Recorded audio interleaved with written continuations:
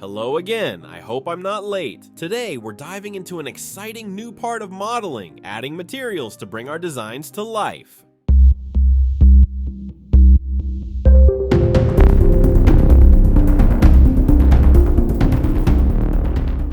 I've been thinking for a while about which model to work on to include the most commonly used nodes, and I finally decided on a tree trunk. First, we're going to enable Node Wrangler, as it's an essential tool that greatly simplifies working with nodes and speeds up the process. Now we'll start creating the first layer, which represents the base appearance of the wooden plank. The first node we'll use is the noise texture. This node is used to create random patterns and fine details, closely resembling natural irregularities or imperfections. It's perfect for simulating natural textures like wood or stone. Press Shift+A to quickly add a new node. Disable Normalize in the Noise Texture node to gain better control over the details. Increase Lacunarity and Distortion to add extra effects to the texture. Lacunarity controls the complexity of the details at larger scales. Increasing this value makes the details smaller and more repetitive. Distortion adds random distortion to the pattern, creating irregular and varied effects. Finally, we increase the roughness value to something like 0.9 to achieve a more realistic wooden effect. Now we move on to the second node, Wave Texture. This node is used to create repeating wave patterns, making it perfect for simulating effects like wood growth rings or water ripples.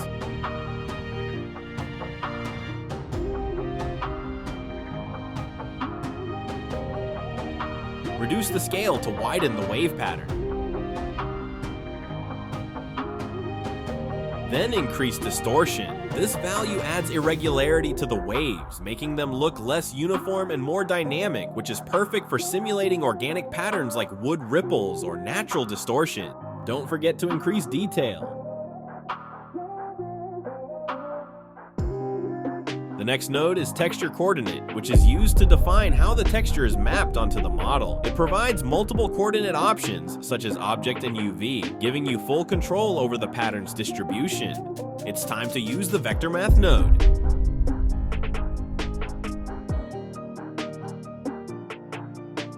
Change the operation to Scale and connect it to the vector input in both the Wave Texture and Noise Texture nodes to adjust the coordinate distribution consistently. Now we connect the output of Wave Texture to the Scale input of the Noise Texture node. This combination distributes the noise texture on both sides of the wave texture, adding a more harmonious effect. The next node is Color Ramp. This node is used to adjust color gradients by controlling colors and values within a specific range. Add to Color Ramp. Let's add the next node. Bump is used to add smoothness or roughness effects to the surface by altering the lighting, making the surface appear more detailed without changing the actual geometry of the model. Connect the noise texture to the color ramp and select colors that closely resemble the real appearance of the model. It's always recommended to use a predefined color palette for the project to achieve consistent and professional results. In reality, no object is completely shiny or completely matte. For the wooden plank, it leans towards a matte appearance with some natural shine. We'll use the second color ramp as a map to define the shiny and matte areas. Blender interprets white as shiny and black as matte. However, I wanted to try something new, so I kept a slight shine to add a more distinctive look. Now, we connect the color ramp for the colors to the base color input in the principled BSDF node. This connection will make the selected colors serve as the base for the materials applied to the model. Connect the second color ramp to the specular input in the principled BSDF node. This connection allows the color ramp map to define the levels of shine IQR level on the surface. Of course, we don't forget to connect the noise texture to the height input in the bump node. Then, we connect the bump output to the normal input in the principled BSDF node. This step adds surface details, giving the model more depth and realism. Congratulations, you've just created your first material. It wasn't that hard, was it? With a bit of practice, these steps will become easier and more enjoyable. We slightly increase the roughness value to compensate for the extra shine we added earlier. This helps achieve a realistic balance between the shiny and matte areas of the material. Now we organize the nodes into a frame in the node editor. This keeps the material tidy and clear, making it easier to spot errors or make adjustments later. This leads us to the next material. Let's add some details to the wooden plank. It's time to introduce a new node, the Voronoi texture. This node is used to create patterns based on dividing space into random-like regions, making it perfect for simulating effects like stone textures or cellular patterns. Add noise texture and connect the vector math scale we created earlier to the vector input in both the noise texture and Voronoi texture.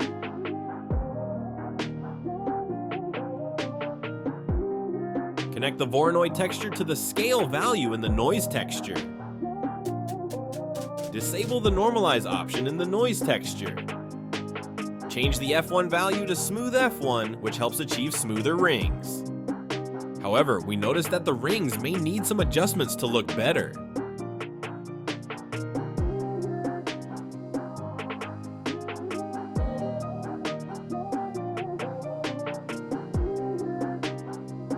Yup, this looks better now. Let's move on to adding new color ramp. We will use the color ramp with the bump node. In this case, the white color means the details will be at the top, while the black color means the details will be at the bottom. For the rings, they will be directed downward using the black color to achieve the desired effect. I might have been a bit late in introducing one of the most important nodes in Blender, the principled BSDF. This node is considered the cornerstone for creating materials in Blender, as it combines multiple properties such as glossiness, transparency, subsurface scattering, roughness, and more into a single node, making it the ideal choice for designing realistic materials. Now we return to the present and add the bump node.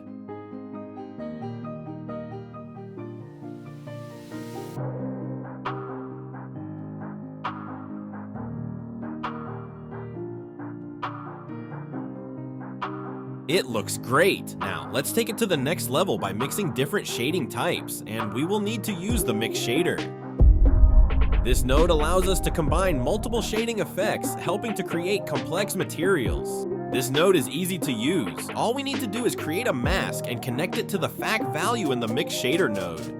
This will cause the two shaders to be distributed, with one assigned to black and the other to white. The gray areas will be a blend of both shaders, but leaning toward the color that is closer.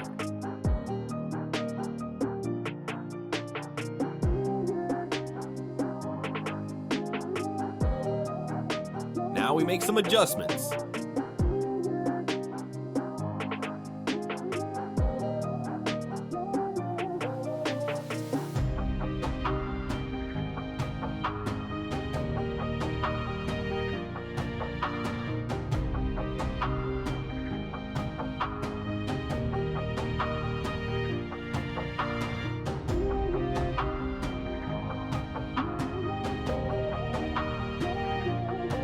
It's better to connect the color ramp to the fact value in the mix shader to ensure better distribution between the shaders.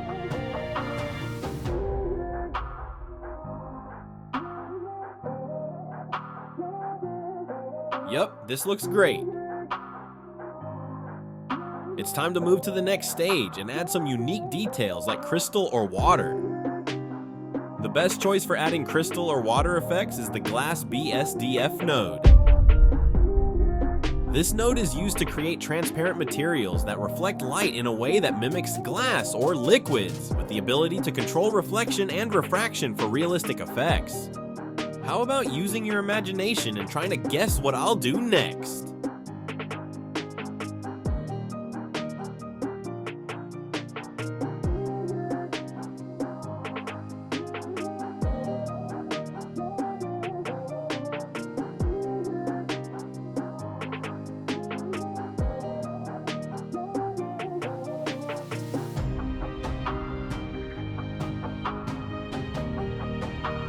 The process isn't difficult anymore, is it? Things are getting clearer and smoother. It's time to create a new mask, but this time we'll start from scratch. In this stage, we'll need 3 key nodes: noise texture, wave texture, and of course, a new one, the math node. This powerful node is used to perform various mathematical operations like addition, subtraction, and multiplication, allowing us to precisely control blending and adjustments between different values. The final node we'll use today is the gradient texture. This node is used to create linear or circular gradients that can be utilized as masks or to control the distribution of colors and effects on the object. We'll use the gradient texture as a guide for the scale value in the wave texture. So we'll need to add a color ramp to have full control over the gradients and fine-tune the wave texture effect for the desired result.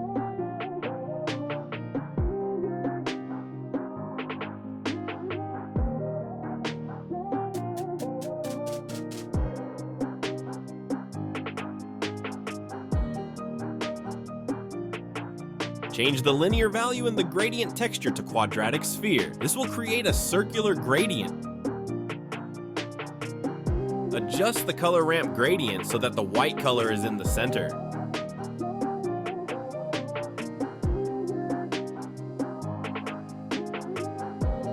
Distribute the material onto the UV instead of the default setting in the texture coordinate. Yup, this is how it should look. Let's make a few tweaks to the mask to get it to the perfect shape.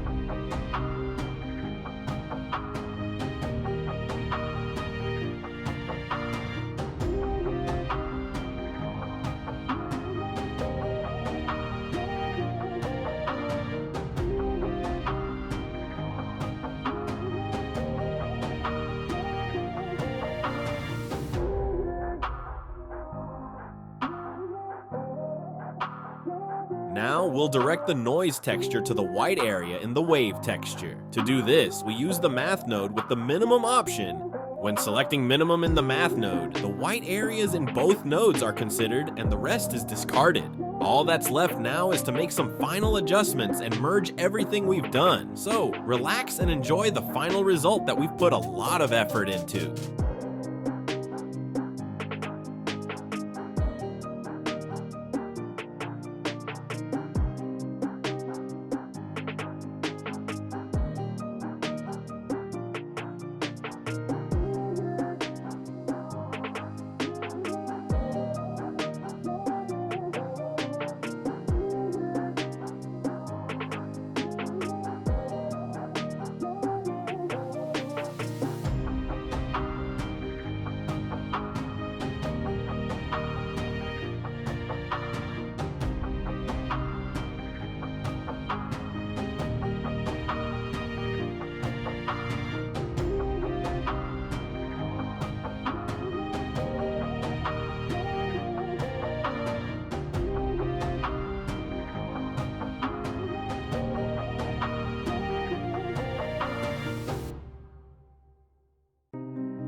Don't ask me. I took this long route for what reason? Honestly, I have no idea.